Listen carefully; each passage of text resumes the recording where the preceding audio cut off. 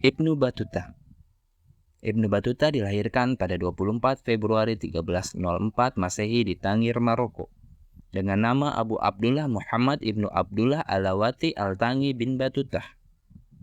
Selama lebih dari 30 tahun, Ibnu Battuta menjelajahi sebagian besar dunia Islam dan lebih jauh lagi. Ia mengunjungi wilayah-wilayah seperti Timur Tengah, India, Persia, Anatolia, Tiongkok, dan bahkan mencapai Nusantara.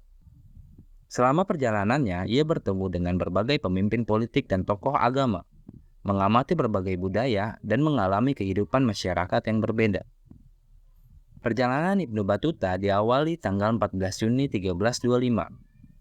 Pada usia yang belum berumur 20 tahun, Ibnu Battuta mulai meninggalkan Tangir, kota kelahirannya. Ia menuju arah tenggara melalui daratan tinggi Rif Timur, dengan tujuan menunaikan ibadah haji atau berziarah ke makam Nabi. Perjalanan Ibnu Battuta menuju Mekah menggunakan jalur darat dan menyusuri pantai Afrika Utara hingga tiba di Kairo.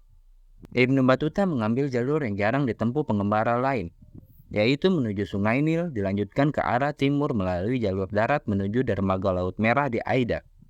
Lalu Ibnu Battuta berputar haluan dikarenakan terjadi pertikaian lokal dan harus kembali ke Kairo. Ia menggunakan jalur kedua menuju Damaskus dengan alasan anjuran seseorang yang ditemuinya di perjalanan pertama, bahwa ia hanya akan sampai di Mekah jika telah melalui Suriah. Di Damaskus, Ibnu Battuta menetap selama 24 hari di salah satu madrasah bermadzhab Maliki dan memulai pendidikan formal pertamanya di luar negeri. Setelah menjalankan pendidikan dan menerima ijazah dari 14 guru yang berbeda-beda, ia melanjutkan perjalanannya ke Mekah dengan niatan awalnya yaitu berhaji. Setelah menyelesaikan rangkaian ritual hajinya dan sebagai hasil renungannya, ia memilih untuk melanjutkan perjalanannya mengelilingi beberapa negara seperti yang disebutkan di awal termasuk Nusantara.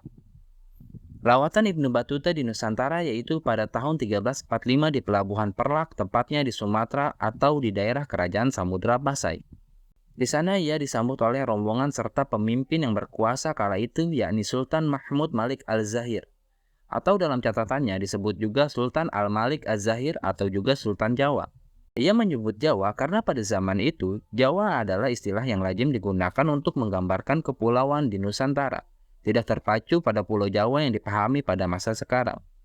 Selama di Samudra Pasai, Ibnu Battuta menyaksikan berbagai hal, yakni tentang Sultan Malik Al-Zahir yang dikenal sebagai pemimpin yang adil dan bijaksana, serta aktivitas perdagangan di Samudra Pasai yang melibatkan berbagai negara di Asia, Afrika, serta Eropa. Ia juga menyaksikan tentang kemegahan kota Samudra Pasai yang merupakan pusat perdagangan dan Islam di Asia Tenggara. Dan saat perjalanan ke pusat kota, ia menyaksikan dengan kekagumannya di mana banyak dinding dan menara-menara terbuat dari kayu berdiri di berbagai posisi.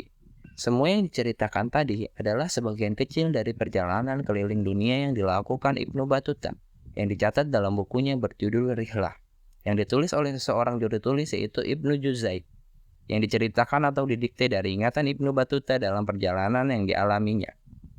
Ini adalah salah satu kutipan terkenal dari Ibnu Battuta. Dunia adalah buku, dan mereka yang tidak bepergian hanya membaca satu halaman. Dari kutipan ini menekankan pentingnya pengalaman perjalanan untuk memahami dunia. Ibnu Battuta percaya bahwa dengan bepergian kita dapat belajar tentang dunia secara lebih komprehensif. Ibnu Battuta.